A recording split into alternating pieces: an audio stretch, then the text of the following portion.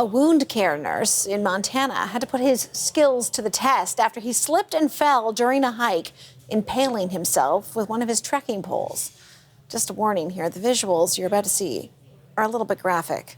After David Cifaldi realized his situation was not life-threatening, he decided he was going to take matters into his own hands. Retracing the 16-kilometer journey with his friends, doctors were able to treat his injuries, and he ended up going home to recover.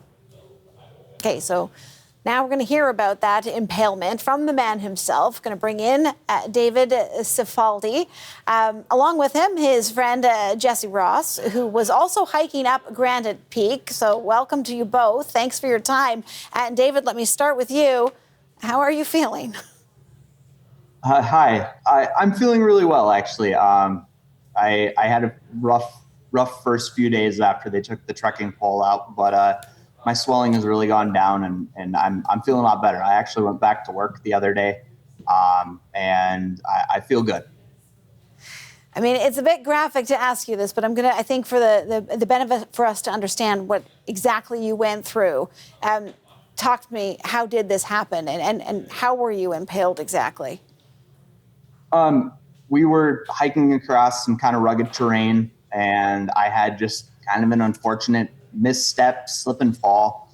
It's a little fuzzy, the actual incident, when I think back on it, but we just a misstep, slip and fall, and a kind of a freak accident where the pole fell out of my hand. And I think just everything that, could have gone wrong in that moment did.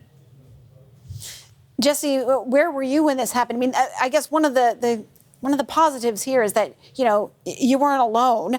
So, Jesse, you were there. What happened when you turned around and realized, oh, my goodness? Yeah, it really didn't feel real at first. It's just not one of the risks that you think about being in the mountains.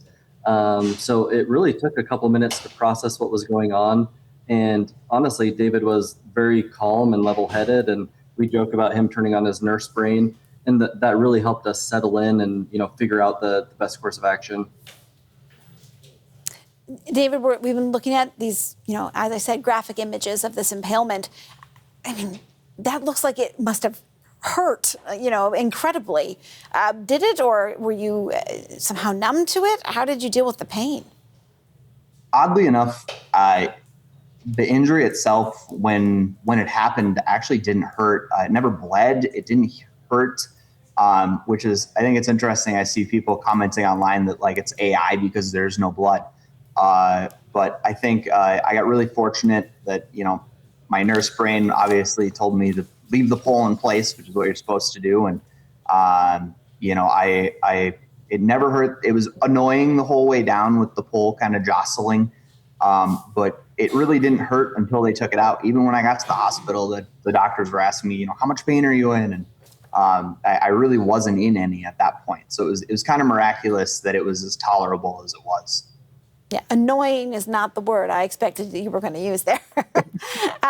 Jesse, you're the one who called search and rescue, and obviously you were with David along this return trip, this 16 kilometers. We're using the metric system because we're in Canada here.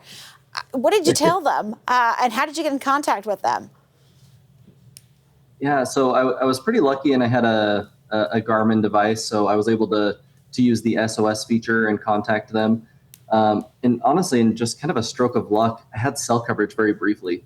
We were just under 12,000 feet, and somehow I had LTE for just a couple seconds and got a phone call from Garmin. They quickly did a three-way call with the search and rescue in the area. I explained what happened. I was very clear about, the route we were taking out, David's own assessment of his injuries, and they had a team pending.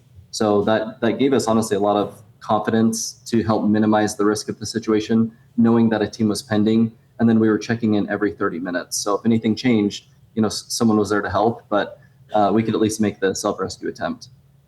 David, was there any chance of just staying where you were? I mean, why did you choose to walk down? That feels to me like it would have been, risky.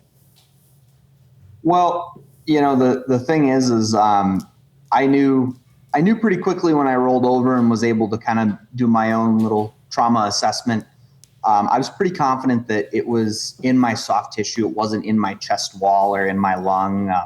or anything like that. And when I was able to stand up and walk around, I was pretty confident that I was, I was okay in the moment. It wasn't perilous, I guess I would say. And of course, the one factor is it's not free to be flown off a mountain here in the U.S. And so and we found out after we had talked to Search and Rescue, it would have been about $50,000 to $70,000 for them to come and get us with a helicopter. And so we were, yeah. I have to tell you something. So in Canada, we don't charge for these for that kind of a rescue. Maybe for the reason that you have the American healthcare system, doesn't it? No, I just, we cover so many. So in British Columbia, where I am, and throughout in other mountainous areas of Canada, there is lots of hiking that takes place. People get lost. They need to be rescued. And there's always a debate about whether or not they should be on the hook to pay for some of that. And the argument always coming from the search and rescuers is that we would want them to call and to be able to save them rather than have them potentially put themselves at risk. Just finally, David, let me ask you, as I say, there's a lot of people in Canada who are watching and who do hiking themselves. What did you learn from this? What should they know? I think my main takeaway from this is I obviously recognize I was incredibly lucky. I had great assistance from my two friends up there. I got wonderful healthcare from oddly enough, the hospital that I work at when I got there. But the main thing was we had a way to contact emergency services with the Garmin device and the satellite phone. And so having that access kind of put, like Jesse said, put us at ease and, gave us the ability to attempt to get off the mountain while having some backup, basically.